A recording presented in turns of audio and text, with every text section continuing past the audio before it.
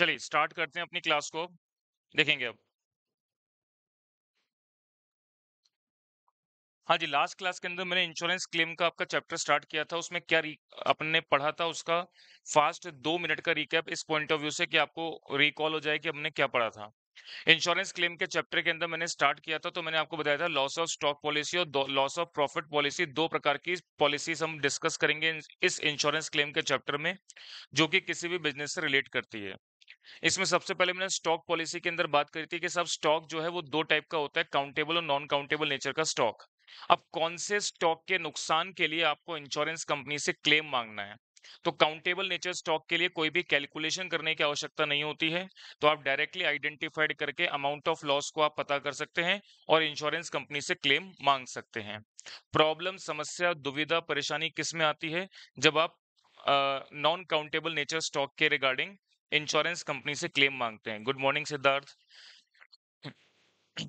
हाँ जी, non countable nature stock की calculation के लिए मैंने आपको बताया था, एक अकाउंट बनाया जाता है, ये एक वैल्यूएशन नोट बनाया जाता है, जिसको हम मेमोरेंडम ट्रेडिंग अकाउंट बोलते हैं, जिसकी हेल्प से हम estimated value of closing stock at the time of fire calculate करते हैं कि आग लगने के समय पर हमारे बिजनेस में कितना स्टॉक अवेलेबल था। अब इसके बाद हम लोग कैलकुलेशन बनाते हैं ग्रॉस प्रॉफिट की। मतलब उस मेमोरेंडम में कैलकुलेशन के लिए आपको जीपी रेट की इंफॉर्मेशन के लिए 3 प्रकार से इंफॉर्मेशन सवाल में दे सकता है। या तो एक्चुअल जीपी रेट देगा, या पिछले साल का एक्चुअल ट्रेडिंग अकाउंट बनाने से रिलेटेड इंफॉर्मेशन देगा। तो आप पिछले साल का ट्रेडिंग अकाउंट बना के जीपी रेट निकालेंगे, उसको कंसीडर करेंगे। तीसरा, पिछले 2, 3, 4 या 5 साल की जीपी रेट देगा, तो एवरेज जीपी रेट कंसीडर करना है। तो आप मेमोरेंडम ट्रेडिंग अकाउंट में opening stock, up to the date of fire तक की परचेस और डायरेक्ट एक्सपेंसेस ले लेंगे, up to the date of fire तक की डायरेक्ट सेल्स ले लेंगे, मल्टीप्लाई जीपी रेट से करके ग्रॉस प्रॉफिट निकाल लेंगे। बैलेंसिंग फिगर से आप निकाल लेंगे क्लोजिंग स्टॉक, यानी आग लगने के समय पर कितना estimated value of closing stock आपके पास अवेलेबल था, वो निकल करके आ जाएगा। इसके बाद मैंने कैलकुलेशन बनवाई थी आपकी लॉस ऑफ स्टॉक की। लॉस ऑफ स्टॉक का मतलब एज पर मेमोरेंडम ट्रेडिंग अकाउंट कितना estimated value of closing stock available था, उसमें से माइनस कर देंगे जो स्टॉक आपने जलने से बचा लिया। उसको टेक्निकल वर्ड क्या बोला जाता है? Stock salvage. जो माइनस करने के बाद आपको वैल्यू क्या मिल जाएगी? लॉस ऑफ स्टॉक के। अब आपको ये आइडेंटिफाइड हो गया, यहां तक कि लास्ट क्लास में मैंने पढ़ाया था। अब धीरे धीरे आगे की बात करते हैं, समझना अब देखो, मेमोरेंडम ट्रेडिंग अकाउंट बना करके आपने ये कैलकुलेट कर लिया कि लॉस ऑफ स्टॉक बना करके ये कैलकुलेट कर लिया कि कितना नुकसान आपके स्टॉक का हुआ है। ये आपको पता लग गया। अब इस नुकसान के लिए आप इंश्योरेंस कंपनी से क्लेम मांगने जाएंगे। अब इंश्योरेंस कंपनी आपको क्लेम कितना देगी, ये इस बात पे डिपेंड करेगा कि आपने पॉलिसी कितने की करवा रखी है। अब इंश्योरेंस कंपनी 2 प्रकार से कैलकुलेशन बताती है कि अगर आप पॉलिसी अमाउंट इतना लेते तो मैं इतना क्लेम ले देती, इतना लेते तो इतना देती। अब अमाउंट ऑफ क्लेम की कैलकुलेशन की कैसे जाएगी, उसको हम लिखेंगे नेक्स्ट स्टेप के अंदर। तो अगली हेडिंग आप लोग डालेंगे।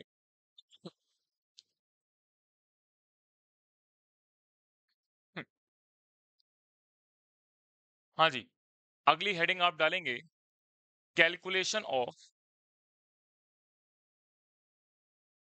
Amount of claim. Amount of claim की कैलकुलेशन आपको इंश्योरेंस कंपनी से किस रूप में मांगनी है, मैं इसकी बात कर रहा हूं। देखेंगे, तो इसमें सबसे पहले पॉइंट नंबर 1 लिखेंगे, if policy amount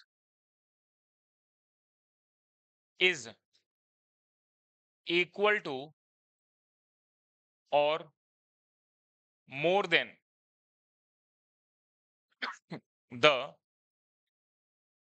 estimated value of closing stock, estimated value of closing stock, then entire amount of loss of stock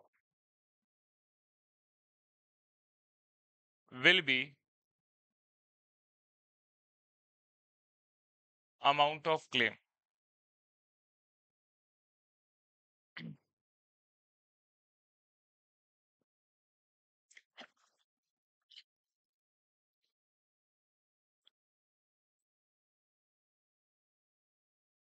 point number 2 लिखेंगे, if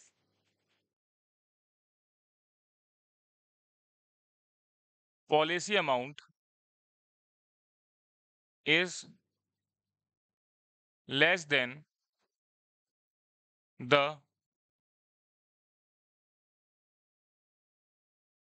estimated value of closing stock,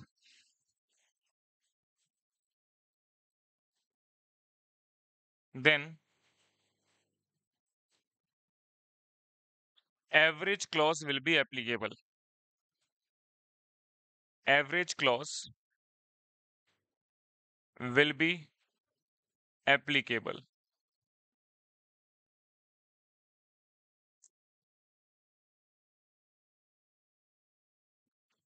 अब अमाउंट ऑफ क्लेम मिलेगा कैसे ऐसे case में?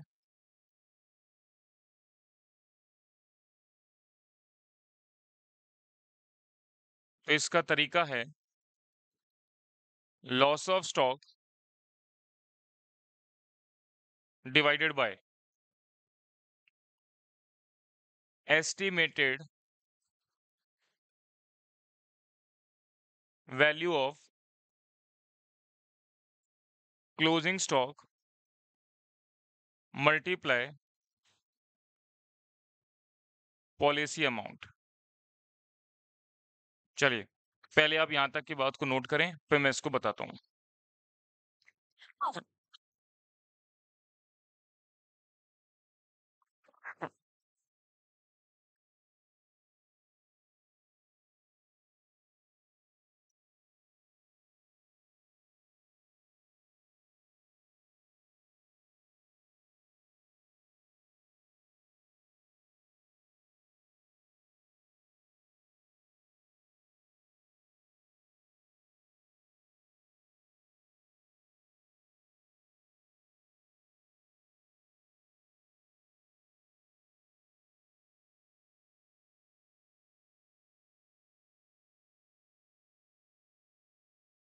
ये gate खोलना चाहो तो खोल भी सकते हो, है ना? थोड़ा सा, है ना, ज्यादा सही है।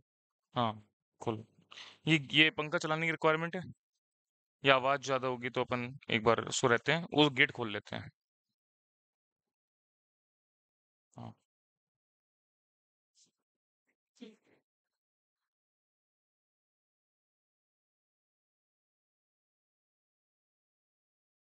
चलिए यहां तक की बात नोट कर ली। अब मेरी बात को बड़े ध्यान से सुनना, वैसे तो प्रैक्टिकल क्वेश्चन करेंगे तब समझ में आएगा, पर मोटी गणित समझना। आपने मेमोरेंडम ट्रेडिंग अकाउंट बनाया, उसमें आपने बैलेंसिंग फिगर से estimated value of closing stock निकाला। अगर ये क्या बोल रहा है, अगर आपने पॉलिसी एज पर memorandum trading account estimated value of closing stock के बराबर या उससे ज्यादा ले रखी है, तो जितना भी नुकसान लॉस ऑफ स्टॉक के रूप में हुआ है, पूरे नुकसान का क्लेम इंश्योरेंस कंपनी आपको दे देगी। पॉलिसी किसके बराबर या उससे ज्यादा है? Estimated value of closing stock के बराबर है या उससे ज्यादा है, तो जितना भी नुकसान है पूरा क्लेम के रूप में मिल जाएगा। बात समझ में आ गई क्या मरी? तो पहला पॉइंट पढ़ेंगे, if policy amount is equal to और more than the estimated value of closing stock. कहां से निकाला था ये अमाउंट आपने? मेमोरेंडम ट्रेडिंग अकाउंट बना करके। तो जो भी entire amount of loss of stock होगा will be the amount of claim आपको मिल जाएगा। क्या आपको मेरी बात समझ में आ गई क्या? चलिए अब दूसरी बात सुनना, लेकिन अगर आपने policy estimated value of closing stock जो मेमोरेंडम ट्रेडिंग अकाउंट से निकाला था उससे कम ले रखी है, तो क्लेम भी आपको प्रोपोर्शनेटली कम मिलेगा। ठीक है ना? तो देखो कैसे मिलेगा। लॉस ऑफ स्टॉक जितना भी नुकसान हुआ है, इस नुकसान का पूरा क्लेम जब मिलता जब आप पॉलिसी किसके बराबर कराते? Estimated value of closing stock के बराबर। क्योंकि इससे कम पॉलिसी आपने ले रखी है, तो प्रोपोर्शनेटली लॉस ऑफ स्टॉक का जो नुकसान का क्लेम है वो आपको कम मिलेगा। ठीक है ना? जैसे सपोज मैंने बोला कि 5 लाख के बराबर अपना estimated value of closing stock है, आपको इससे ज्यादा पॉलिसी लेनी चाहिए, आपने 4.5 लाख की पॉलिसी ले रखी है, या आपने 4 लाख की पॉलिसी ले रखी है, तो और यहाँ पर आपको क्लेम कितना मिलना चाहिए था, उस अकॉर्डिंगली मैं आपको बता देता हूँ। देखो जैसे मैंने एक रैंडम एग्जाम्पल ले रहा हूँ आपके सामने कि मेरा नुकसान जो लॉस ऑफ स्टॉक के रूप में हुआ है वो 1 लाख का हुआ है, और मेरा estimated value of closing stock जो है वो आ रहा है 5 लाख का। ठीक है ना, सुना ध्यान से मेरी बात। 5 लाख का estimated value of closing stock है, तो पॉलिसी मुझे कितने की लेनी चाहिए थी? 5 लाख या उससे ज्यादा। अगर मैं लेता तो पूरे नुकसान का क्लेम मिलता। ठीक है ना, तो अगर मैं पॉलिसी अमाउंट कितना लेता, 5 लाख, तो पॉलिसी ये कट जाता, अल्टीमेटली नुकसान लॉस ऑफ स्टॉक का क्लेम कितना मिलता आपको? 1 लाख का पूरा मिल जाता। लेकिन आपने ना पॉलिसी कम के लिए रखी है। कितने के लिए रखी है? सपोज मैंने बोला 4 लाख की पॉलिसी मिल रही रखी है। ठीक है ना, अब आप थोड़ा कॉमन सेंस लगाना। वैसे तो ये कैलकुलेशन है, नॉर्मली मैं आपको बता रहा हूँ। अच्छा, पहले तो अभी कैलकुलेट करके बताओ कितना अमाउंट आ रहा है। कितना? 90,000। 90,000 आ रहा है, 80,000। आप इस बात को कैसे समझेंगे? 4 लाख जो है वो 5 लाख का कितना परसेंट है? 80%। 80% है, तो इसका मतलब क्लेम भी आपको 1 लाख का 80% मिलेगा। कितना मिलेगा? 80,000 रुपए, है ना। आप ज्यादा कॉम्प्लिकेशन मत फंसो, बिल्कुल सिंपल बात मैंने क्या बोली उसको समझना। अगर आपने policy estimated value of closing stock से कम ले रखी है तो प्रोपोर्शनली क्लेम कम मिलेगा। 1 लाख का नुकसान है, इसका क्लेम पूरा कब मिलता है? जब पॉलिसी कितने के बराबर कराते हैं? 5 लाख के बराबर। लेकिन पॉलिसी आपने कम के लिए रखी है 4 लाख की, तो क्लेम भी आपको प्रोपोर्शनेटली कम मिलेगा। कितना मिलेगा? 80,000। 1 लाख का पूरा ना मिलके 80,000 का मिलेगा। सिंपल बात समझ में आ गई। अब मैं बहुत सारे, ढेर सारे बतेरे क्वेश्चन आपको मैं कराऊंगा, मतलब एक जेन्युइन अलग अलग लैंग्वेज में बोल रहा हूँ मैं आपको। और बहुत सारे क्वेश्चंस के साथ हमारी प्रैक्टिस इतनी बढ़िया हो जाएगी क्योंकि नॉर्मल चीज लगने लगेगी आपको। ठीक है ना, चलिए। तो अब मैं आपके क्वेश्चंस की तरफ आगे बढ़ूंगा, तो यहां तक की बात सभी को मेरी क्लियर होनी चाहिए, बात समझ में आनी चाहिए।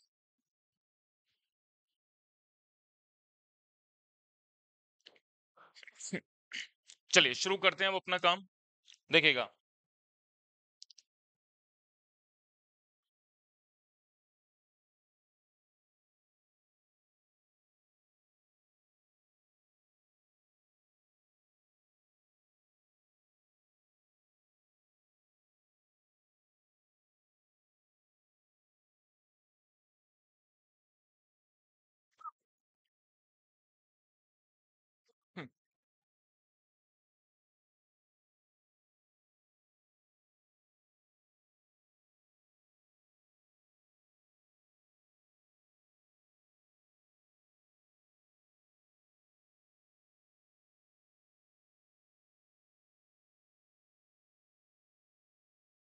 ये देखिए 450 पेज की आपको बुक मिलेगी ये। ठीक है ना, इसमें मैंने सारे क्वेश्चंस को और सब चीजों को मेंशन कर रखा है। तो अब यहाँ पर अपन आ जाते हैं, कौन सा चैप्टर पढ़ रहे हैं? Insurance claim.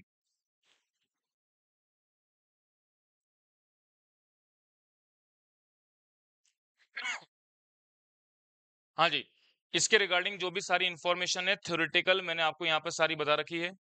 सबसे पहले मैं लॉस ऑफ स्टॉक पॉलिसी को स्टार्ट किया था, तब इसके क्वेश्चन मैं करवाना स्टार्ट कर रहा हूँ।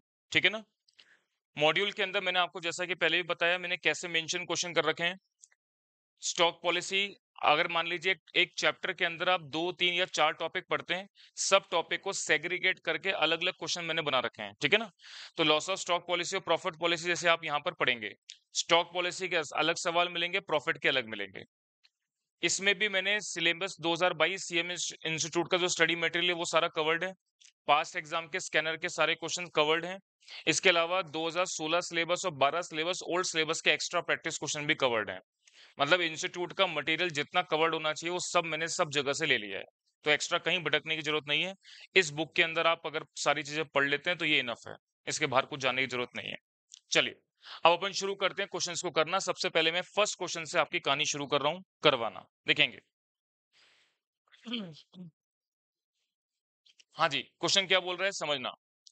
अ फायर अकर्ड ऑन 31 अक्टूबर 2019। अच्छा, जब तक ये बुक आपके पास नहीं आती है तब तक मैं इसकी पीडीएफ फाइल सीएमए कार्ड के एप्लीकेशन पर बैच नंबर 165 में स्टडी मटेरियल सेक्शन में ऐड कर दूंगा अभी, तो आप लोग उसको देख पाएंगे। ठीक है ना, a fire occurred on 31st October 2019 in the godown of Messrs Harminder Tel Udyog, Nagpur. From the following figure, ascertain the claim to be lodged. Sales from 1st Jan to 31st October 2019, 32 lakh. Purchase from 1st Jan to 31st October 2019, 21 lakh. Stock on hand on 31st December 2018, 5,90,000. Gross profit for the past 5 years had averaged 30% on sales. The stock salvage was valued at rupees 75,000. Calculate amount of claim for loss of stock. Question पहले बहुत आसान आएंगे, फिर धीरे धीरे मुश्किल होते चले जाएंगे, ठीक है ना। पहले बहुत आसान वार्म अप क्वेश्चन मैं आपको करवाऊंगा। इस पर्टिकुलर सवाल के अंदर आपको मेमोरेंडम ट्रेडिंग अकाउंट से बनाने से रिलेटेड सभी प्रकार की इंफॉर्मेशन दे रखी है। मींस ये जो बिजनेस में आग लग रही है वो 31 अक्टूबर 2019 को लग रही है। और अगर मैं इस फाइनेंशियल ईयर की बात करूं तो कौन सा फाइनेंशियल ईयर हो गया ये? तो आप बोलेंगे सर 1 जनवरी 2019 से ये फाइनेंशियल ईयर स्टार्ट हो रहा है और 31 अक्टूबर 2019 को बिजनेस में आग लग रही है, ठीक है। अच्छा, अब 1 जन से लेकर के up to the date of fire तक की आपको सेल दे रखी है, up to the date of fire तक की आपको परचेज दे रखी है। इसके अलावा stock on hand on 31 December 2018, इसका मतलब पिछले साल का क्लोजिंग स्टॉक आपको दे रखा है, जो कि इस साल 1 जनवरी 2019 को ओपनिंग स्टॉक बन जाएगा। तो ओपनिंग स्टॉक हो गया, परचेस हो गई, सेल हो गई। जीपी रेट आपको इंफॉर्मेशन दे रखी है, 5 साल का एवरेज करके दे रखा है सवाल में, एक प्रकार से गिवन जीपी रेट हो गई। तो आप सेल से जीपी रेट को मल्टीप्लाई करके ग्रॉस प्रॉफिट निकाल लेंगे। बैलेंसिंग फिगर से क्या आ जाएगा? Estimated value of closing stock. क्या आपको मेरी बात समझ में आ गई क्या? चलिए अब शुरू करते हैं इस क्वेश्चन को करना। तो सबसे पहले हम बनाएंगे मेमोरेंडम ट्रेडिंग अकाउंट।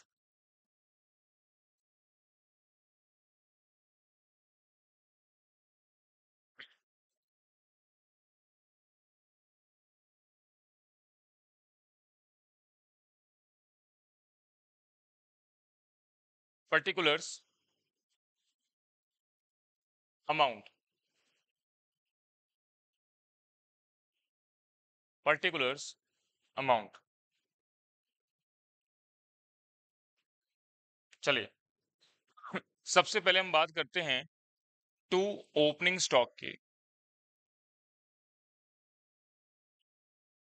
तो ये फाइनेंशियल ईयर आपका स्टार्ट हो रहा है 1 जनवरी 2019 से और 31 दिसंबर 2018, मतलब प्रीवियस फाइनेंशियल ईयर का क्लोजिंग स्टॉक जो है वो इस साल का ओपनिंग बन जाएगा। तो यानी कि ओपनिंग स्टॉक हो गया 5,90,000। आगे बढ़ेंगे। इसके अलावा सेल्स की इंफॉर्मेशन आपको up to the date of fire तक की दे रखी है 32 लाख। तो बाय सेल्स ये आपको up to the date of fire बता रखी है 32 लाख। इसके अलावा परचेज की इंफॉर्मेशन दे रखी है 21 लाख। तो to purchase 21 lakh. Next, gross profit आपको रेट दे रखी है 30%। तो यहां पर मैंने लिख दिया to gross profit. Gross profit जो है वो 30% की रेट है, हमेशा सेल्स के ऊपर मतलब कॉस्ट पे भी दे सकता है, पर ऑन सेल्स दे रहा है इसलिए हम सेल्स पे लेंगे। तो आपको दे रखा है 32 लाख का 30%, 96,000। अच्छा, 9,60,000। बैलेंसिंग फिगर से आप मुझे बता देंगे कितना क्लोजिंग स्टॉक बचा? 4,50,000। ये कहलाएगा by estimated value of closing stock. और ये आप निकाल लेंगे बैलेंसिंग फिगर से। टोटल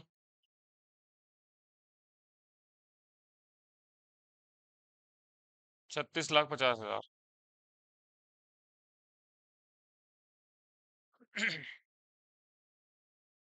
चलिए इस बात को नोट कर लेंगे।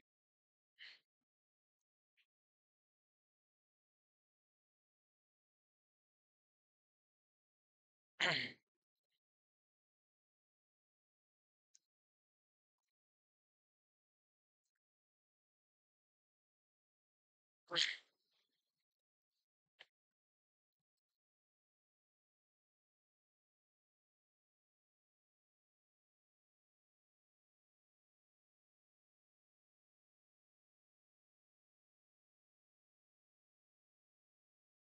आपने मेमोरेंडम ट्रेडिंग अकाउंट बना करके ये समझ लिया, ये निकाल लिया कि आग लगने के समय पर हमारे पास इतना स्टॉक अवेलेबल था।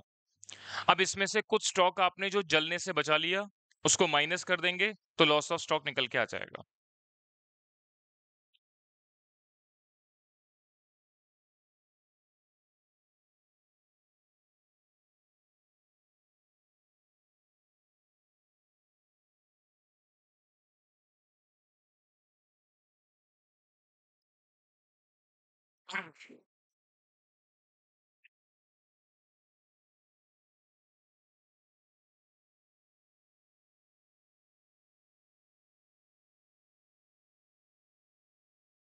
चल, यहाँ तक की बात नोट हो गई।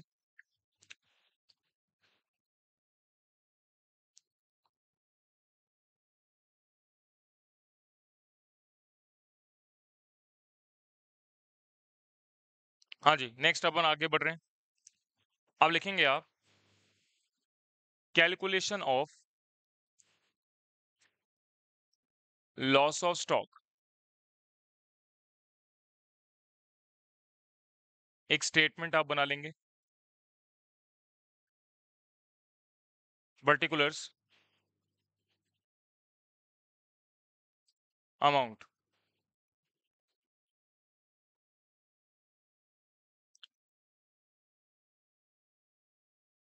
Estimated value of closing stock. ये आपके पास आ रहा है 4,50,000। इसमें से आप माइनस कर देंगे stock salvage. Stock salvage value कितनी दे रखी है आपको? 75,000 की।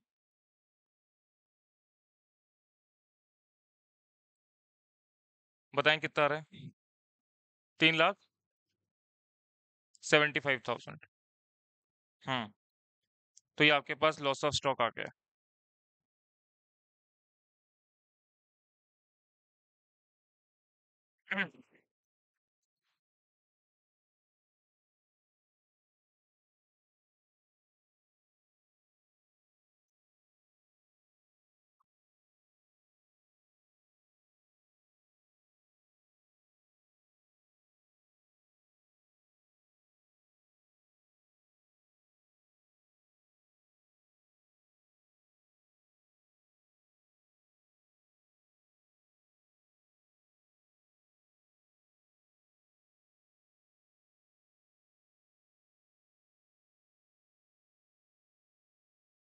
यहाँ तक की बात नोट हो गई। नेक्स्ट आगे बढ़ते हैं। अब देखो ये बोल रहा है कैलकुलेट करो अमाउंट ऑफ क्लेम। भाई बातें नहीं पीछे। कैलकुलेट करो amount of claim for loss of stock आपको निकालना है। तो अमाउंट ऑफ क्लेम की कैलकुलेशन के लिए मैंने आपको बताया था साहब, पॉलिसी अमाउंट की इंफॉर्मेशन देना जरूरी है, तब अमाउंट ऑफ क्लेम की इंफॉर्मेशन निकलती है। लेकिन सवाल में आपको पॉलिसी कितने की ले रखी है इसकी कोई इंफॉर्मेशन नहीं दे रखी। अब आपको एक बात नोट डाल करके मेरी यहाँ पर लिखनी है। लॉस ऑफ स्टॉक आपको पता चल गया, अमाउंट ऑफ क्लेम मिलेगा कितना, उसके लिए पॉलिसी अमाउंट की इंफॉर्मेशन नहीं दे रखी है। इसके लिए मैं आपको एक नोट लिखा रहा हूं, इसमें लिखेंगे if policy amount is not given in the question then we will assume we will assume the businessman or trader, if policy amount is not given in the question, then we will assume that the businessman or trader have taken sufficient amount of policy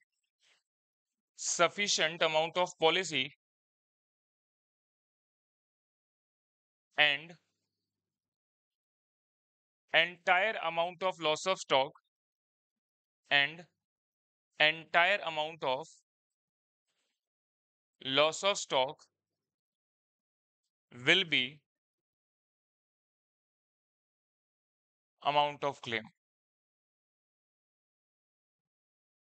हाँ जी, तो ये हम assume करेंगे कि जितना भी उसने sufficient amount of policy लेनी चाहिए थी वो उसने ले रखी है, तो जो भी नुकसान हुआ है उस पूरे नुकसान का अमाउंट ऑफ क्लेम आपको मिल जाएगा। तो इस वजह से मैं अमाउंट ऑफ क्लेम किसके बराबर बोलूंगा? लॉस ऑफ स्टॉक के बराबर। यानी अमाउंट ऑफ क्लेम पूरा ही आपको 3,75,000 रुपए का मिल जाएगा। चलिए इस बात को आप नोट कर लेंगे। हाँ जी, ऑनलाइन वाले स्टूडेंट मुझे रिप्लाई करके बताएं कि आपको मेरी बात यहाँ तक की क्लियर है। पहला क्वेश्चन सभी बात स्टूडेंट्स को समझ में आ गया है, तो एक बार मुझे डन का रिप्लाई करके आप लोग बताएंगे। अगर आपको यहाँ तक की बात मेरी क्लियर है तो एक बार डन का रिप्लाई करके बताएंगे।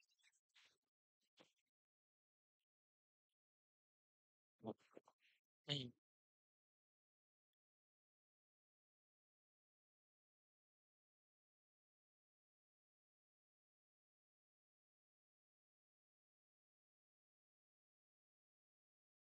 चलिए सभी को मेरी बात क्लियर हो गई। अब आगे बढ़ते हैं नेक्स्ट क्वेश्चन पर, क्वेश्चन नंबर 2 पर।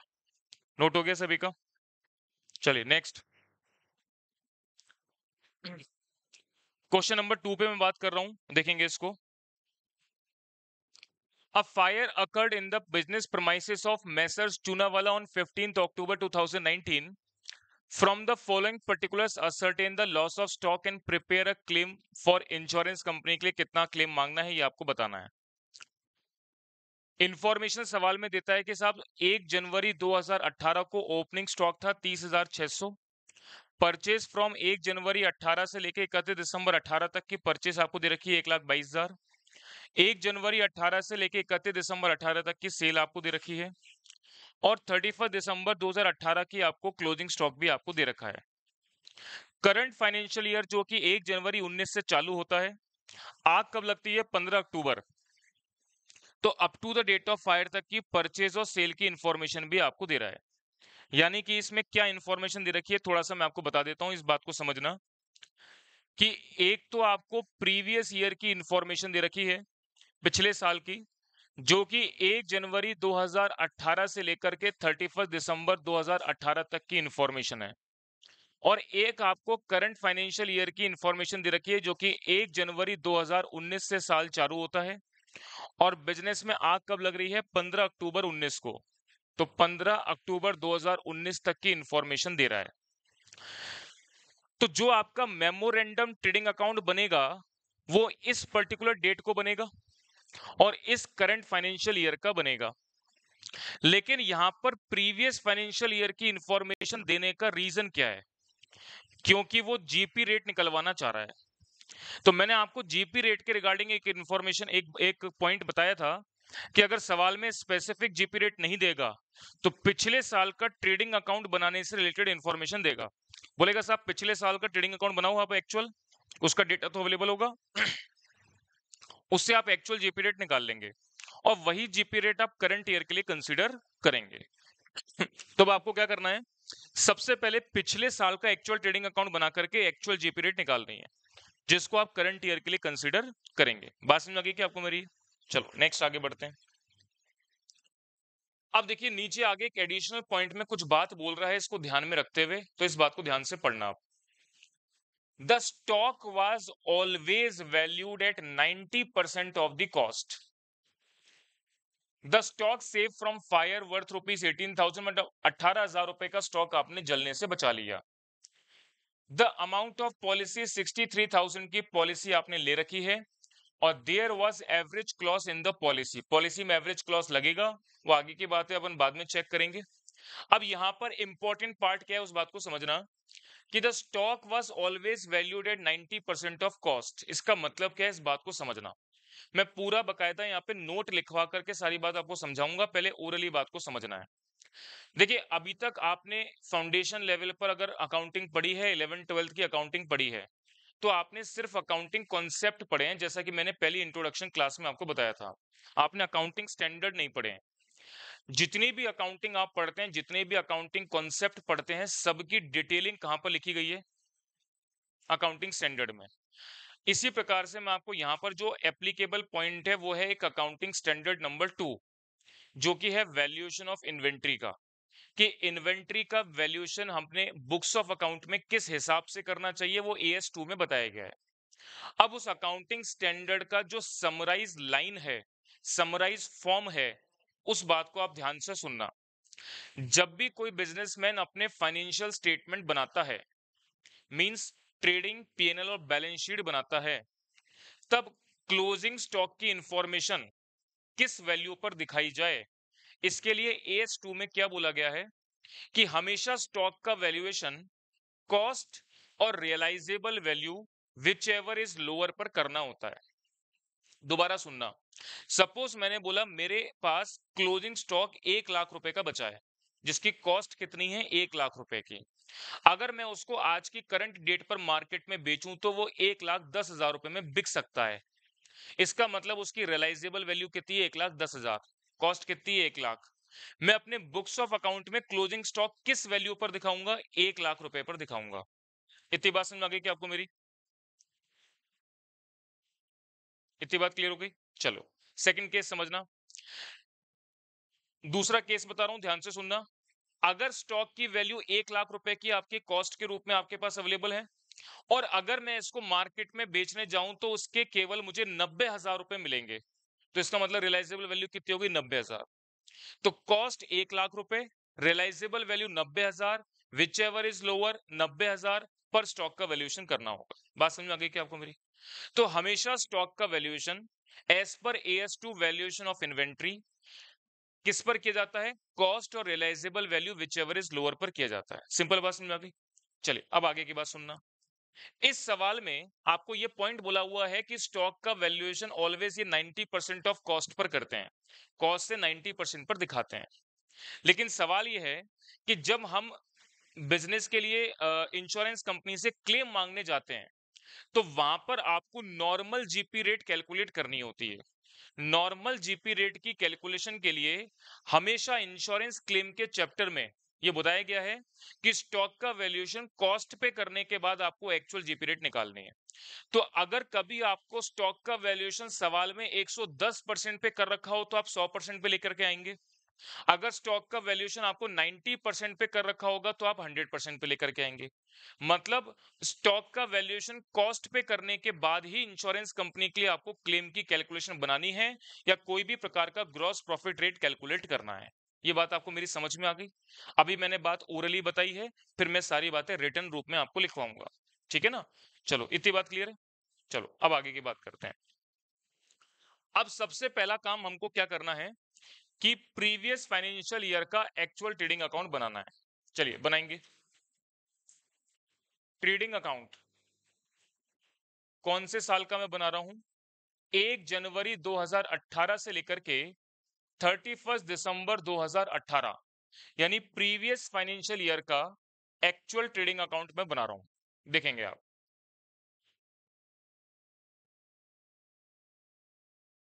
और एक्चुअल ट्रेडिंग अकाउंट बना करके पिछले साल की मैं जीपी रेट कैलकुलेट करूंगा। Particulars, amount, particulars, amount.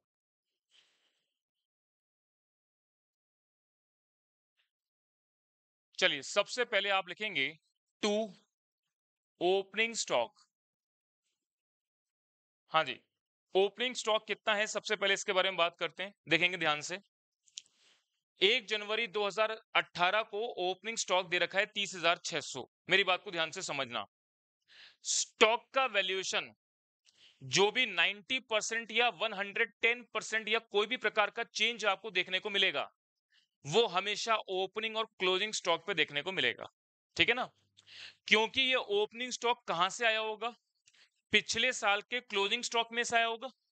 तो पिछले साल के क्लोजिंग स्टॉक में मैंने इसका वैल्यूएशन कितने पे कर रखा होगा? 90% पर। इसका मतलब ये 2018 के स्टार्टिंग में इसका वैल्यूएशन भी कितने पे कर रखा होगा? 90% पर। क्योंकि इस बिजनेस का ट्रेंड ही ये है कि ये हमेशा स्टॉक का वैल्यूएशन कॉस्ट से 90% पर करता है। मेरी बात समझ में आ रही है क्या आपको? चलिए, तो इसका मतलब ये 2018 का जो ओपनिंग स्टॉक 30,600 है, इसका वैल्यूएशन कितने पे हो रखा है? 90% पर हो रखा है। समझना ध्यान से। तो मैंने क्या बोला? मैंने बोला साहब ये 30,600 की वैल्यू जो है, वो 90 के बराबर है।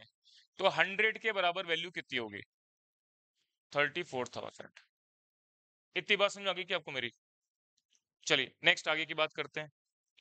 अब आपको प्रीवियस फाइनेंशियल ईयर की परचेज दे रखी है 1,22,000, तो मैंने लिख दिया टू परचेज।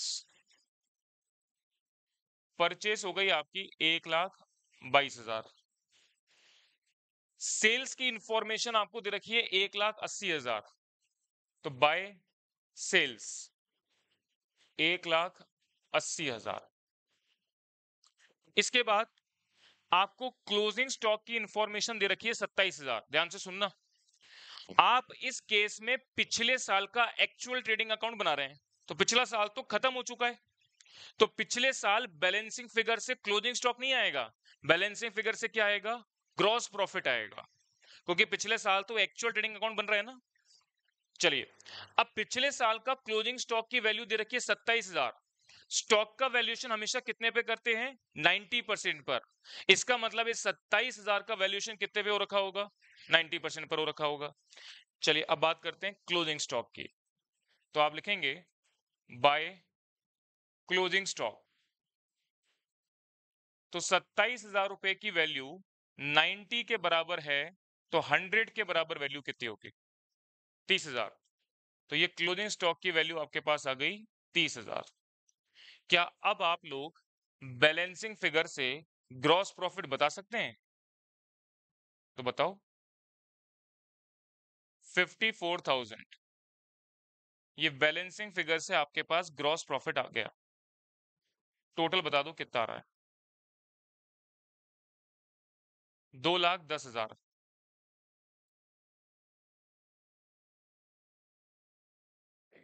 चलिए, यहां तक की बात नोट कर लें।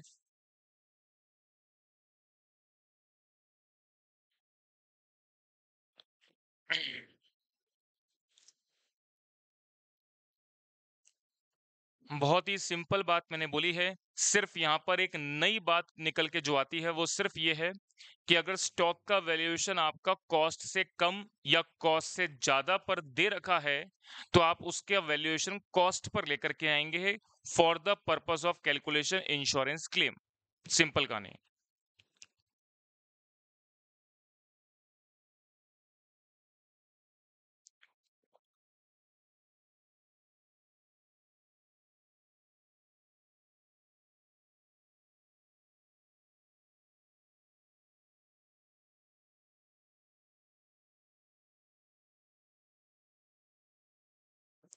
रुचि, बात समझ में आ रहा है आपको? बात समझ में आ रही है?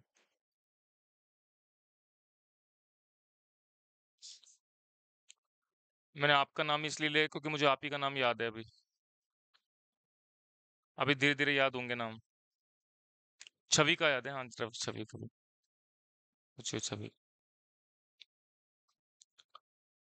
चलिए, यहां तक की बात नोट हो गई। अब आगे बढ़े। अब रेट ऑफ जीपी निकालते हैं।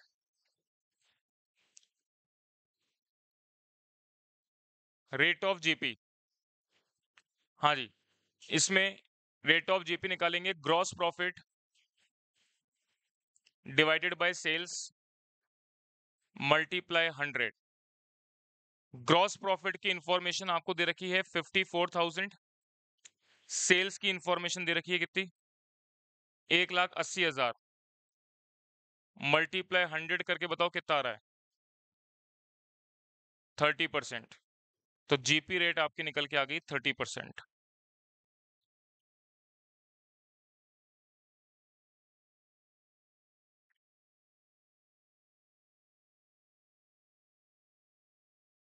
मैंने आपको पहले भी बताया, हमेशा बताऊंगा, बहुत बार रिपीट करूंगा ये वाली बात कि आपको नोट्स बहुत अच्छे और प्रॉपर तरीके से नोट करना है।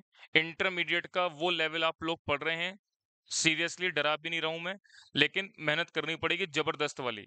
तो कॉपी के अंदर जो भी काम मैं आपको नोट करवाता हूँ, नोट्स प्लस क्वेश्चन बहुत सिस्टमेटिक तरीके से नोट करना। पढ़ाई का बर्डन अभी नहीं है, बहुत आगे, अभी थोड़ा-सा आगे बढ़ेंगे आप, बहुत ज़्यादा बढ़ जाएगा और ये जल्दी बढ़ेगा आप लोगों के केस में।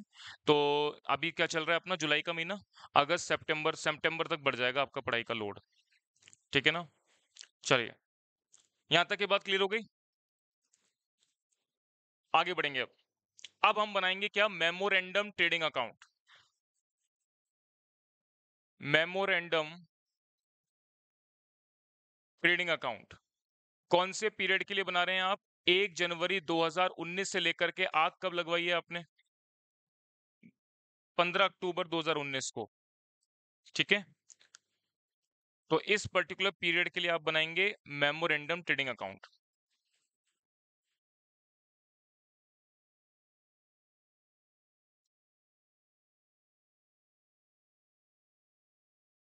पर्टिकुलर्स, अमाउंट,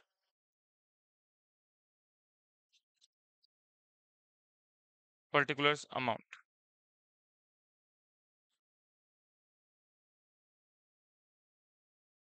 चलिए देखेंगे अब। पिछले साल का जो आपके पास क्लोजिंग स्टॉक था वो इस साल के लिए ओपनिंग स्टॉक बन जाएगा। कितना? 30,000। इसके बाद आपको up to the date of fire तक की परचेज बतानी है।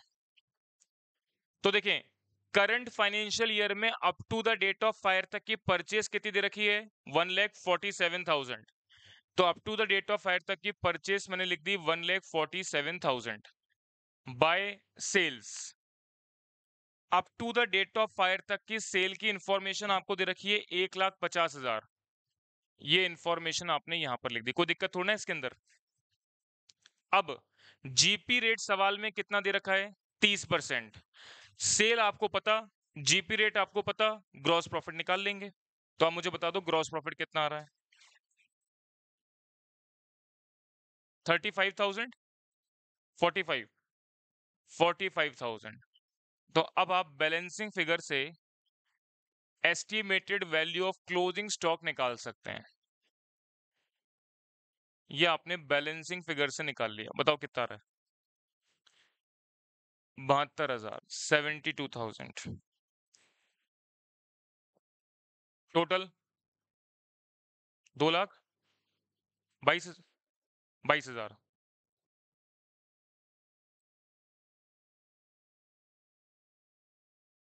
चलिए इस बात को नोट कर लें।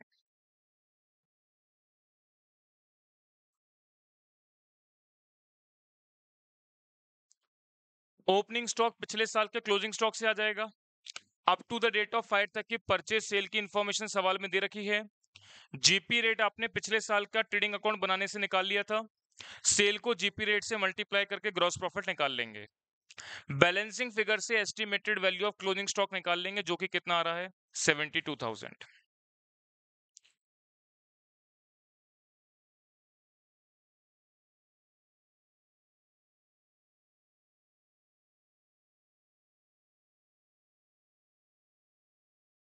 हाँ जी, अब मैं आगे की बात करूंगा। अब आप कैलकुलेशन बनाएंगे लॉस ऑफ स्टॉक की। Calculation of loss of stock. जिस तरीके से मैं वर्किंग नोट बना रहा हूं, जिस तरीके से मैं स्टेटमेंट बना रहा हूं, ऐसे ही आपको एग्जाम में बनाना है।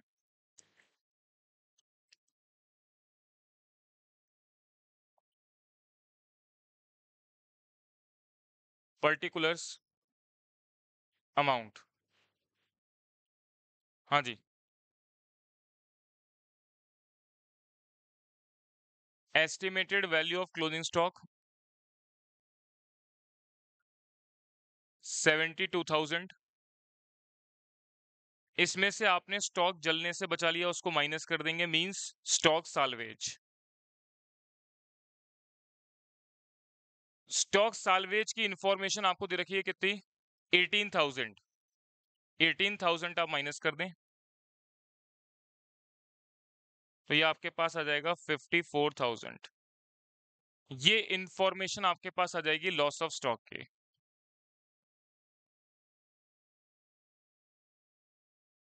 लॉस ऑफ स्टॉक की इंफॉर्मेशन आ गई।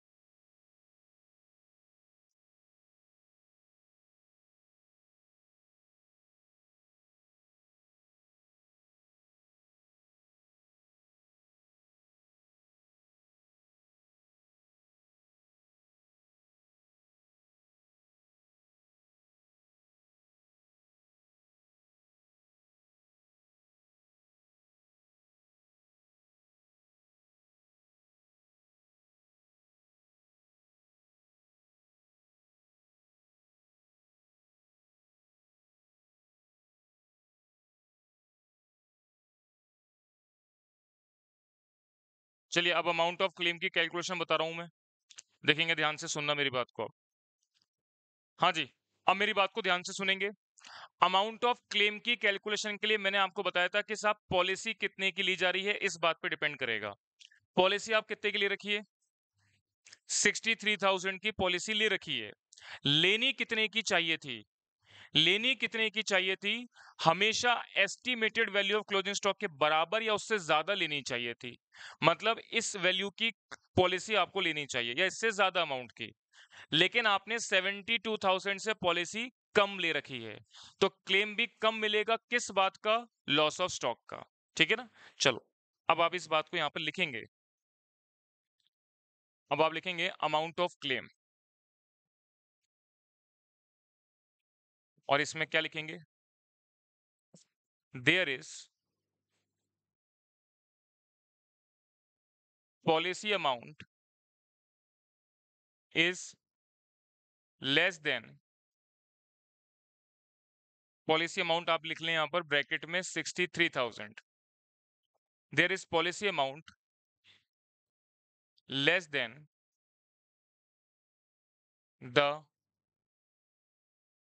Estimated value of closing stock. कितना है? 72,000। There is policy amount less than the estimated value of closing stock. So, average clause will be applicable.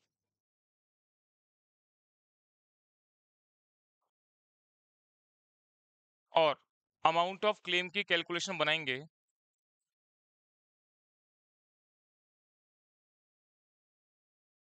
Loss of stock divided by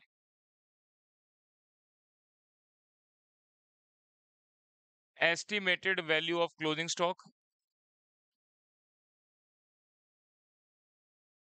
multiply policy amount.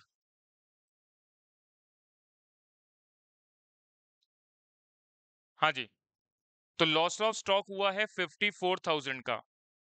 इस पूरे amount का claim कब मिलता? जब आप policy लेते 72 की, बट आपने पॉलिसी कम की ले रखी है। 72 की लेनी चाहिए थी पर कम की ले रखी है, तो क्लेम भी कम मिलेगा। मतलब 54,000 का पूरा क्लेम नहीं मिलेगा। कितना मिलेगा? 47,250। 47,250 का क्लेम मिलेगा, और ये आपका अमाउंट ऑफ क्लेम आंसर हो जाएगा। चलिए, मेरी बात सभी को समझ। क्या चीज? पॉलिसी अमाउंट अगर इससे ज्यादा हो जाए, estimated value of closing stock से भी ज्यादा हो जाए, तो आपको पूरा अमाउंट ऑफ क्लेम मिल जाएगा। फॉर्मूला लगाने की जरूरत नहीं है आपको, नहीं है। तो जब आप अमाउंट ऑफ क्लेम की कैलकुलेशन के लिए जो मैंने पहला पॉइंट लिखवाया था, उस पॉइंट में लिखवाया भी है, if policy amount is equal to और मोर देन। ठीक है ना? तो आपको डायरेक्टली क्या बोल रहे हैं कि तो जितना भी अमाउंट ऑफ लॉस है वो अमाउंट ऑफ क्लेम बन जाएगा। ठीक है ना? चलिए, इस बात को नोट करके मुझे रिप्लाई करके बताएं, क्या सभी स्टूडेंट को मेरी यहां तक की बात क्लियर है क्या?